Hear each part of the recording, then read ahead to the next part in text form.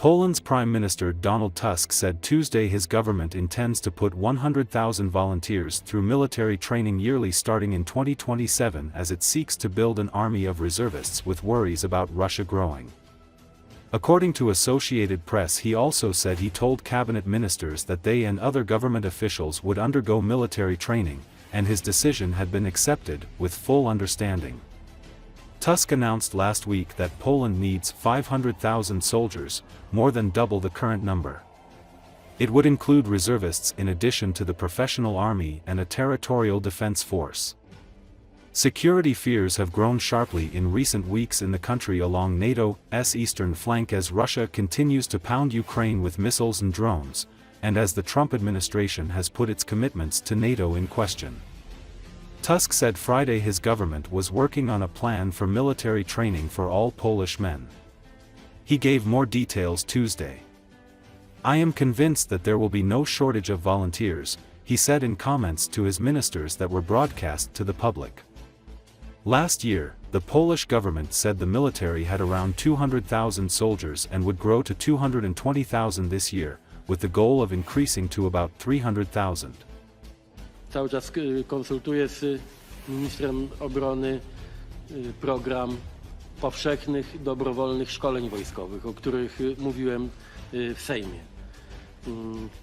Te dobrowolne szkolenia wojskowe powinny być dostępne możliwie powszechnie i to jest zadanie, jak Państwo wiecie, ta wojna w Ukrainie to pokazała bardzo wyraźnie.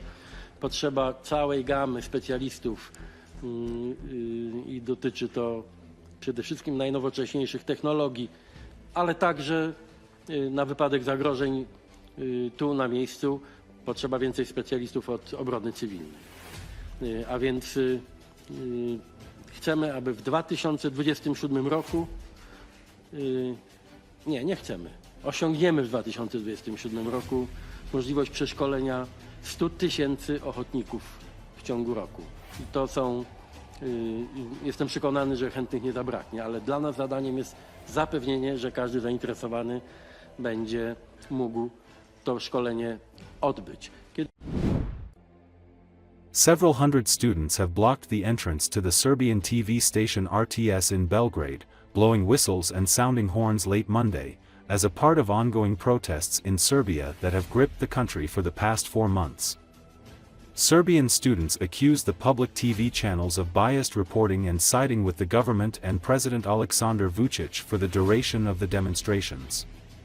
Uroš Petrović told the Associated Press that the protesters had targeted the network and would remain there for 24 hours because RTS did not report adequately, because officials here are calling us scoundrels.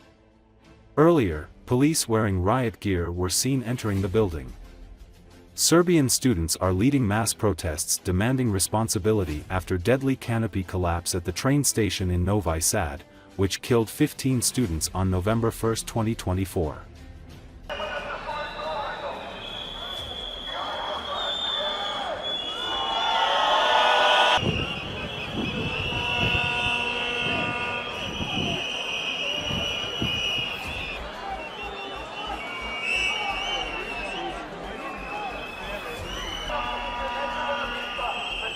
Ljudi, molim vas, ostavite mi ogradu prohodnu, molim vas.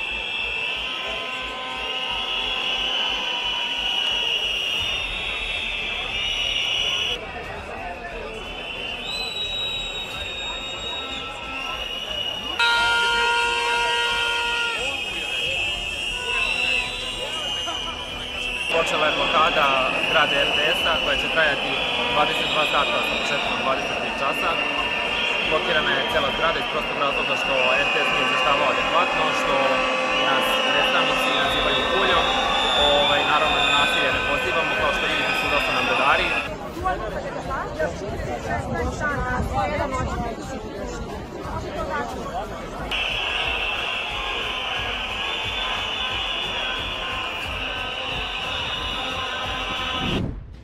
The Trump administration lifted its suspension of military aid and intelligence sharing for Ukraine, and Kiev signaled that it was open to a 30-day ceasefire in the war with Russia, pending Moscow's agreement, American and Ukrainian officials said Tuesday following talks in Saudi Arabia.